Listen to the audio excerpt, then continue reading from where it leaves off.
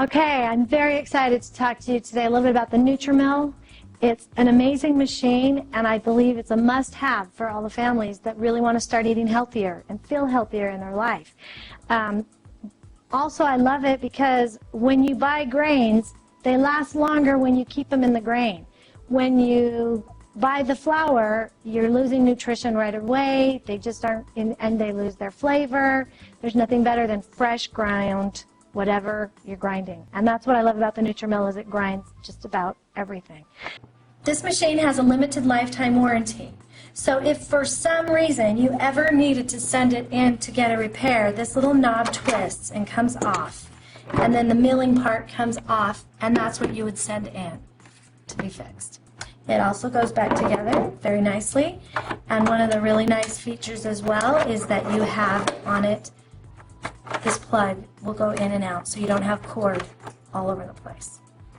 Let's start by just kind of going through it a little bit here and showing you some of the features about the Nutrimill. This is the canister. This is what your flour goes in. It is a 20-cup capacity, which is really nice when you're grinding. It's a little stiff when you go to get your lid off at first because it has a nice gasket here that if you put a little cornstarch on that, that'll go away and it slides on and off extremely easy for you.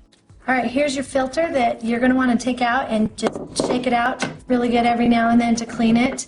Then you have the separator cup underneath here that you can pull off, and whatever flour is in here, which is going to be very fine, just dump into your bowl and use as well. You need to have this separator cup on though, or it will make a mess.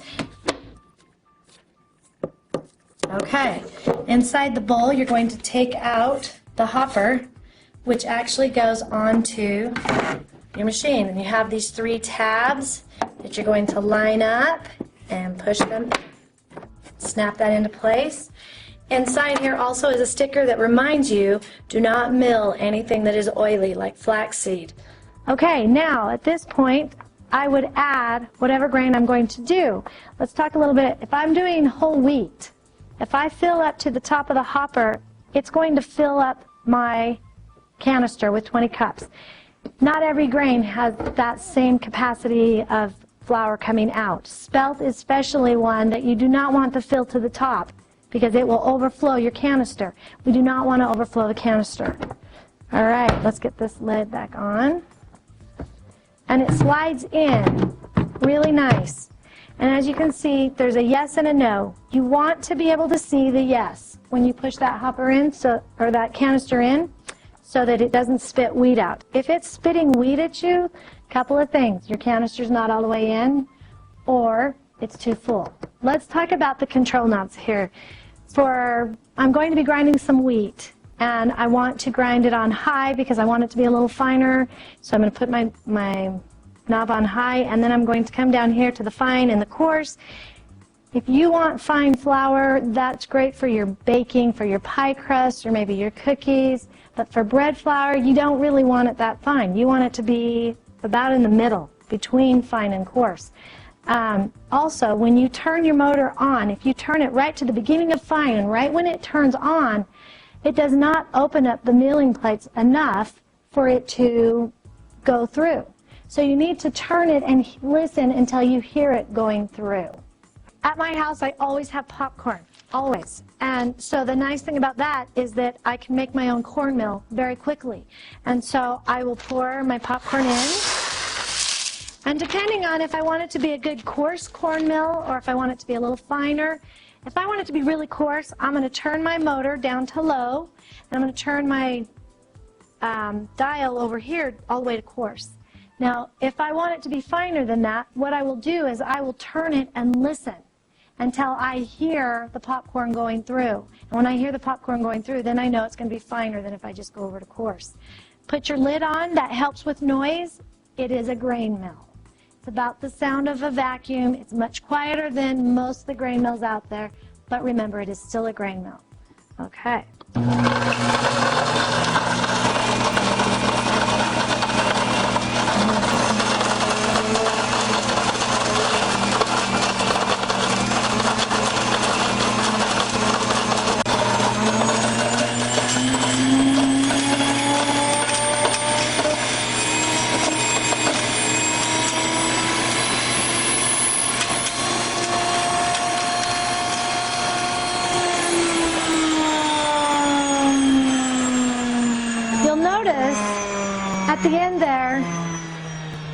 the machine goes higher in pitch. It gets louder as the grain is emptying out of the milling chamber. So I let it go just a little bit longer to make sure that it all gets blown out and out of the chamber. So I'm going to pull out my bowl now, and one of the tricks that I've learned that's helped me out is I'll pound it a little bit. Gets any flour that's stuck to the lid so that it won't get all over, make a bigger mess on my calendar sometimes. And you can see, look at how perfect that is for bread flour. It is just perfect. I love it. One of the nice things about having the Nutrimill, especially in this day and age, is there is so much celiacs going on or gluten intolerance going on. But what you'll find is that buying the flours for the celiac bread or what you need to use is expensive. You can grind rice, brown rice, white rice. You can grind beans. You can make your own 4-bean flour mix. You can make your own rice flour mix to make your breads and to make your pancakes and your different things for if you have gluten intolerance or celiacs. Also, your grains, once again, and your beans, they stay so much better. They keep their nutrients so long as you haven't done anything to the grain. The minute you do something to the grain, you now are going to start to lose your nutrients, which is why a grinder is so important, because you grind it, you use it. You grind again, you use it. And you store it in the grain, and it lasts longer, and it's just economical, healthy, everything. Having a grinder, to me, is a must.